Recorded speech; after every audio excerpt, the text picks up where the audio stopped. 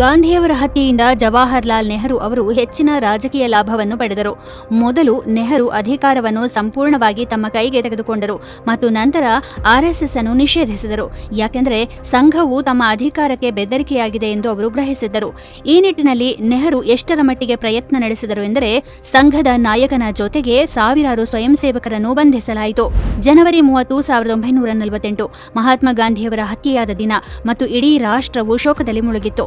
ಈ ನಡುವೆ ಒಂದೆಡೆ ತನ್ನ ಅಧಿಕಾರವನ್ನು ಮತ್ತಷ್ಟು ಬಲಪಡಿಸಿಕೊಳ್ಳಲು ಪ್ರಯತ್ನಿಸುತ್ತಿದ್ದ ಅಂದಿನ ಪ್ರಧಾನಿ ಜವಾಹರ್ಲಾಲ್ ನೆಹರು, ಮತ್ತೊಂದೆಡೆ ತನ್ನ ಅಸ್ತಿತ್ವಕ್ಕಾಗಿ ಹೋರಾಡುತ್ತಿದ್ದ ಆರ್ಎಸ್ಎಸ್.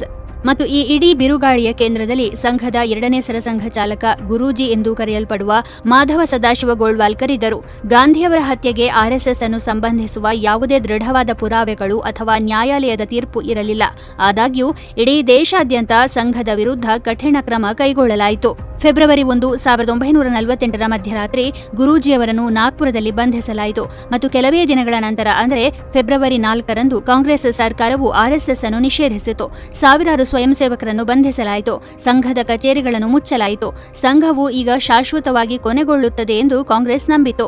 ಆದಾಗ್ಯೂ ಗುರೂಜಿ ಜೈಲಿನಲ್ಲಿದ್ದಾಗ ಎದೆಗುಂದಲಿಲ್ಲ. ಬದಲಾಗಿ ಅವರು ಈ ಕಠಿಣ ಅವಧಿಯನ್ನು ಒಂದು ಚಳುವಳಿಯಾಗಿ ಪರಿವರ್ತಿಸಿದರು. ಜೈಲಿನೊಳಗಿಂದಲೇ ಅವರು ಬೃಹತ್ ಸತ್ಯಾಗ್ರಹವನ್ನು ಮುನ್ನಡೆಸಿದರು. ಇದರಲ್ಲಿ 60,000ಕ್ಕೂ ಹೆಚ್ಚು ಸ್ವಯಂ ಸೇವಕರು ಭಾರತ್ ಮಾತಾ ಕಿ ಜೈ ಎಂಬ ಘೋಷಣೆಗಳನ್ನು ಕೂಗುತ್ತಾ ಬಂಧನಕ್ಕೊಳಗಾದರು. ಈ ಅವಧಿಯಲ್ಲಿ ಗುರೂಜಿ ಆಗಿನ ಗೃಹ ಸಚಿವ ಸರ್ದಾರ್ ಪಟೇಲ್ ಅವರಿಗೆ ಕಮ್ಯುನಿಸಂನ ಹೆಚ್ಚುತ್ತಿರುವ ಬೆದರಿಕೆಯ ಬಗ್ಗೆ ತಿಳಿಸಿದರು. ಚೀನಾ ಕ್ರಮೇಣ ಭಾರತದ ಗಡಿಗಳನ್ನು ಅತಿಕ್ರಮಿಸುತ್ತಿದೆ ಎಂದು ವಿವರಿಸಿದರು ಮತ್ತು ಶಿಸ್ತಿನ ರಾಷ್ಟ್ರೀಯವಾದಿ ಯುವಕರನ್ನು ದಮನಿಸಲಾಗುತ್ತಿದೆ ಮತ್ತು ರಾಷ್ಟ್ರ ವಿರೋಧಿ ಶಕ್ತಿಗಳು ನೆಲೆಗೊಳ್ಳುತ್ತಿವೆ ಎಂದು ಹೇಳಿದರು. ಕ್ರಮೇಣ ಕಾಂಗ್ರೆಸ್ ನಾಯಕತ್ವದೊಳಗೂ ಸಹ ಭಿನ್ನಾಭಿಪ್ರಾಯಗಳು ಹೊರಹೊಮ್ಮಲು ಪ್ರಾರಂಭವಾದವು. 18 ತಿಂಗಳ ನಂತರ ಜುಲೈ 1949ರಲ್ಲಿ ನಿಷೇಧವನ್ನು ತೆಗೆದುಹಾಕಲಾಯಿತು. ಆದರೆ ಆರ್ಎಸ್ಎಸ್ ತನ್ನದೇ ಆದ ಸಂವಿಧಾನವನ್ನು ರೂಪಿಸಬೇಕು ಎಂಬ ಷರತ್ತನ್ನು ಹಾಕಲಾಯಿತು.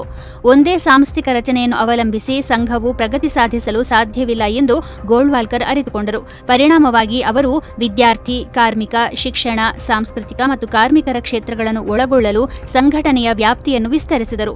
ಈ ದೃಷ್ಟಿಕೋನವೇ ತರುವಾಯ ಎಬಿವಿಪಿ ಮತ್ತು ಬಿಎಂಎಸ್ನಂತಹ ಸಂಘಟನೆಗಳ ಹೊರಹೊಮ್ಮುವಿಕೆಗೆ ಕಾರಣವಾಯಿತು. ಗಾಂಧೀಜಿಯವರ ಹತ್ಯೆಯ ನಂತರ ಕಾಂಗ್ರೆಸ್ ಆರ್ಎಸ್ಎಸ್ ಅನ್ನು ಕೆಡವಲು ಬಯಸಿತು. ಆದರೆ ಗುರೂಜಿ ಆ ದಾಳಿಯನ್ನೇ ಬಲವಾದ, ಹೆಚ್ಚು ಶಿಸ್ತಿನ ಮತ್ತು ರಾಷ್ಟ್ರವ್ಯಾಪಿ ಸಂಘ ಪರಿವಾರದ ಅಡಿಪಾಯವಾಗಿ ಪರಿವರ್ತಿಸಿದರು.